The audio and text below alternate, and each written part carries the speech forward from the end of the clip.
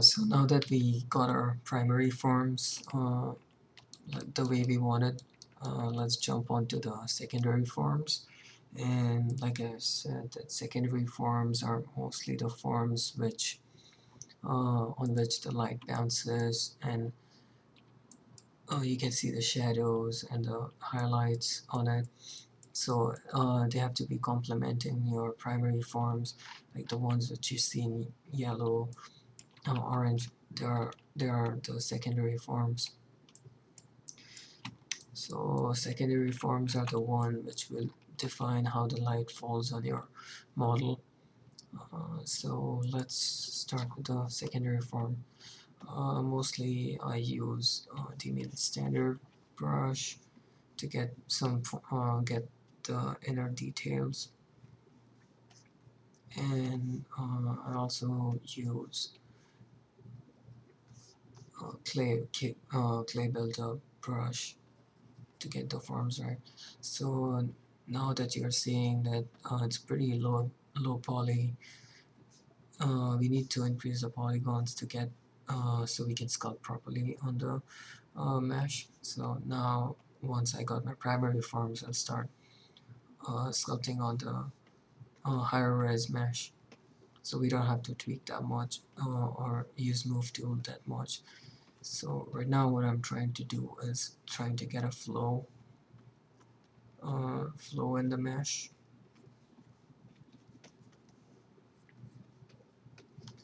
You can also see that in the concept art. So if you click,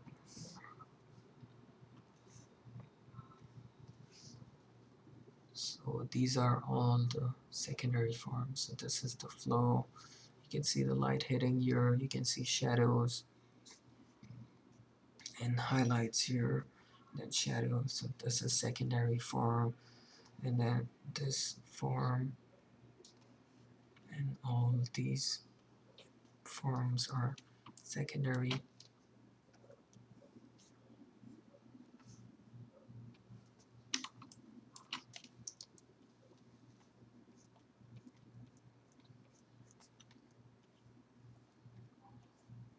And this is the part where it will make mesh look more interesting, not only as a silhouette but also in different lighting conditions.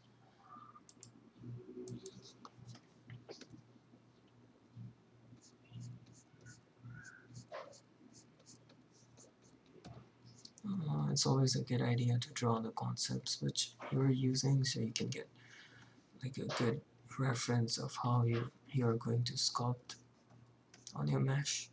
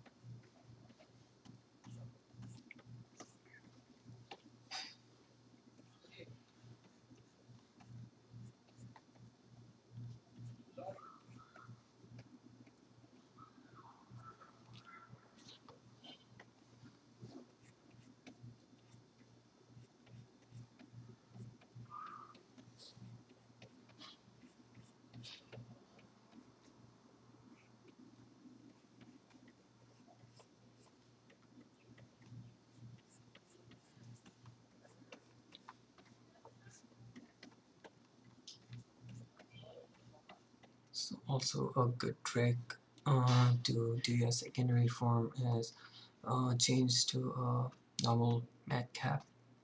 And what I usually do is I go to my light, and then I try to change my lighting.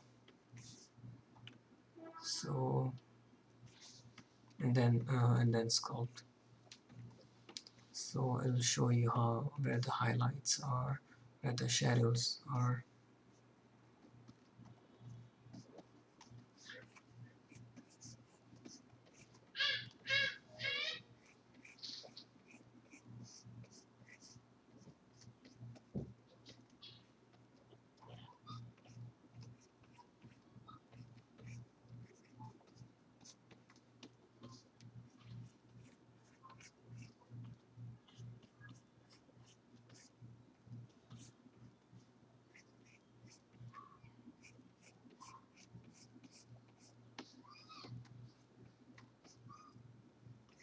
like you can see the sharp edge which I'm creating is dividing two forms, like this is darker and this is lighter.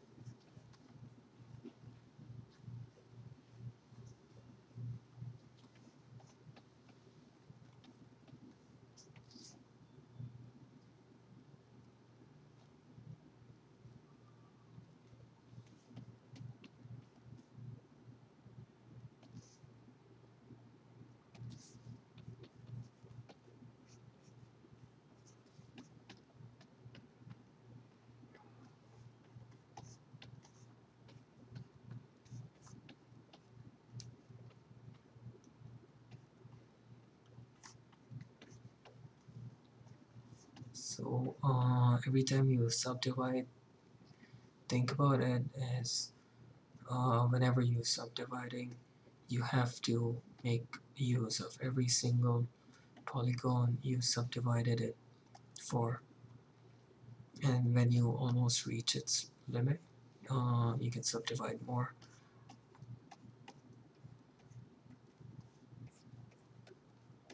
And a good part about ZBrush is you can always go back and then tweak your primary forms and then go back to your detailed forms and they won't be affected. So I would subdivide this more and try to get more secondary forms.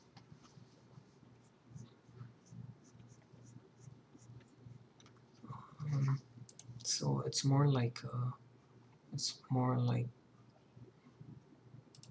crab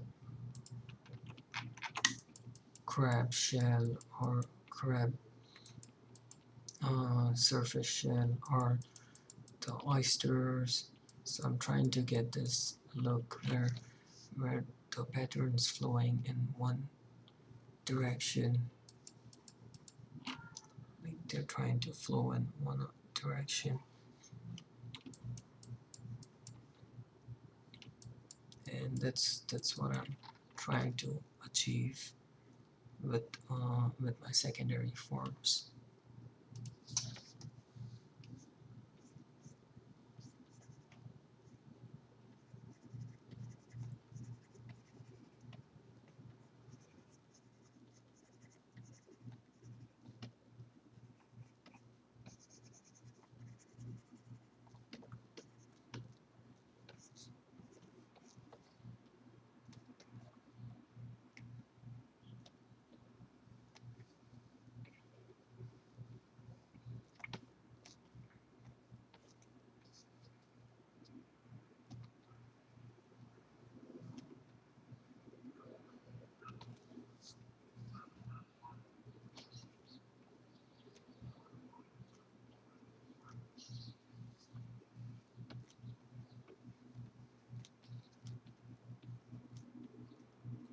So I'm trying to get some features which are actually there in real life on crab. So if you see it's on their legs there, where you can actually see that sort of pattern happening. So it's always good to like take inspiration from nature and use the pattern which already exists.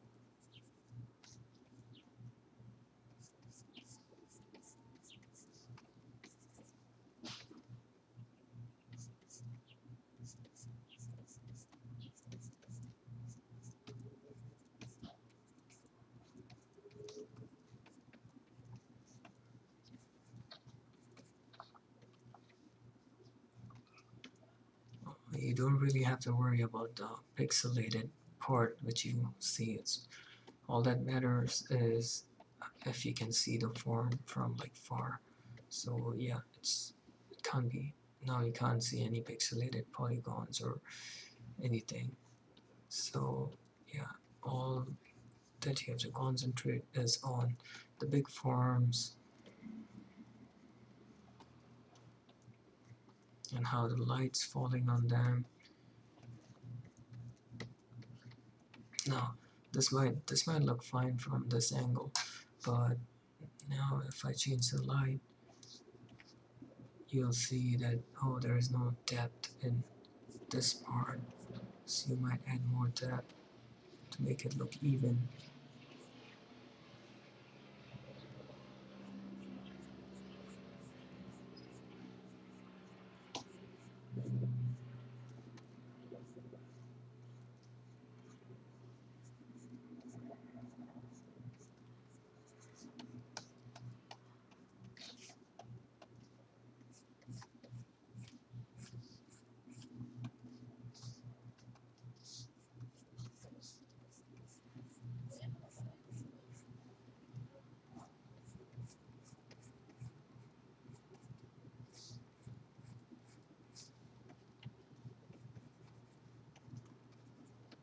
And yeah, don't forget to smooth your mesh every single time you sculpt on it, because it's not going to, like, it'll look fine, it'll give you like a rough look to the mesh, but then don't you might get used to like the rough look, and then it won't look fine when you subdivide it more.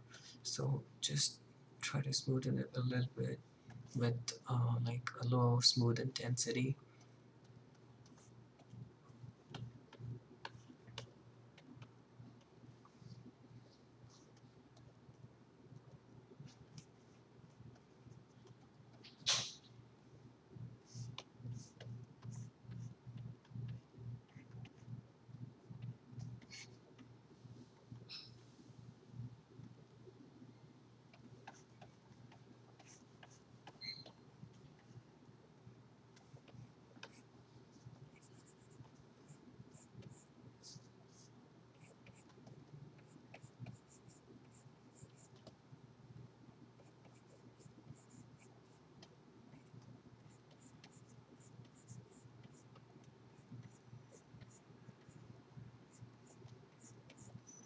So trying to create like a flow within two different parts so it doesn't feel like they're like a separate part.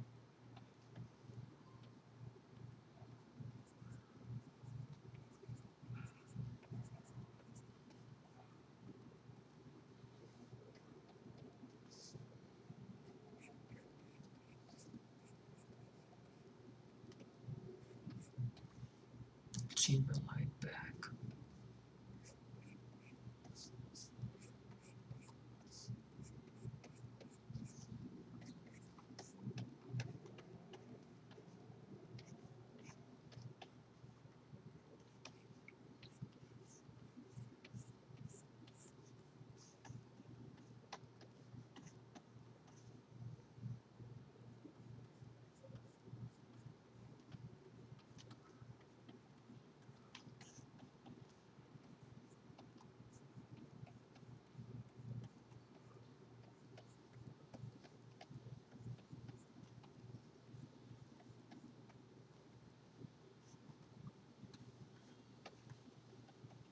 Just trying to create more interest in the mesh by changing the flow a little bit.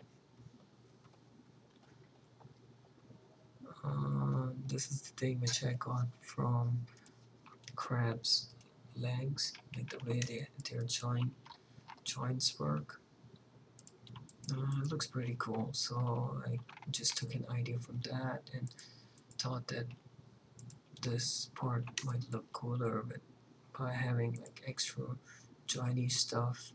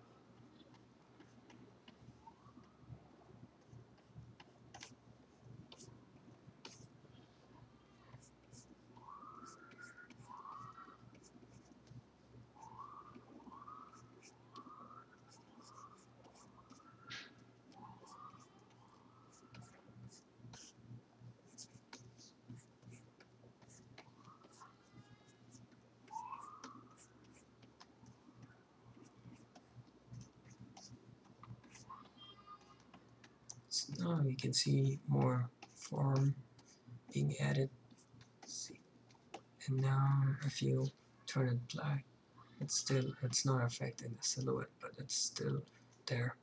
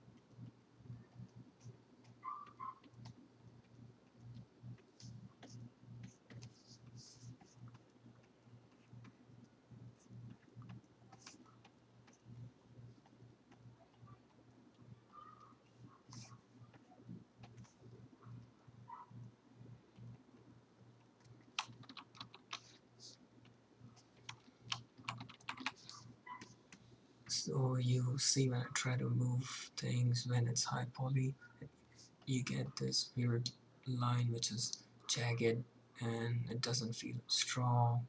So that is why what I do is go low poly and then move it a bit, go a bit higher, tweak it, and then go higher, and now it's much more straight.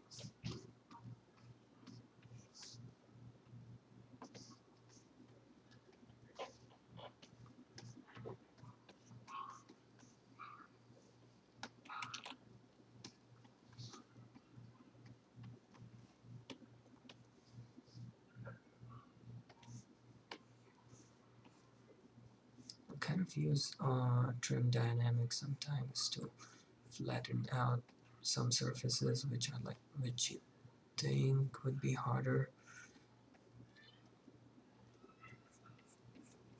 Like it's good to have a little bit of edgy surface with like in our organic forms.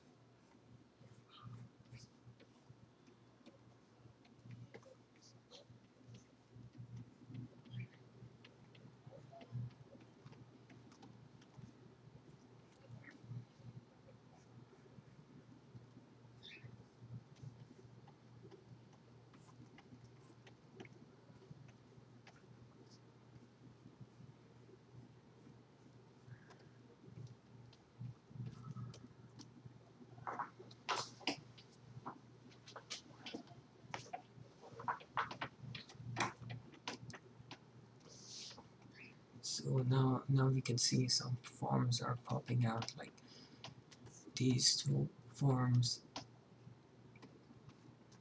They're popping out more. Then you can see some forms happening here from front and side. Then these smaller forms, uh, they're breaking up the light more, so it looks more interesting with like big forms, and then small forms happening, and then again there are bigger forms, and then there are these forms which are bending the light more,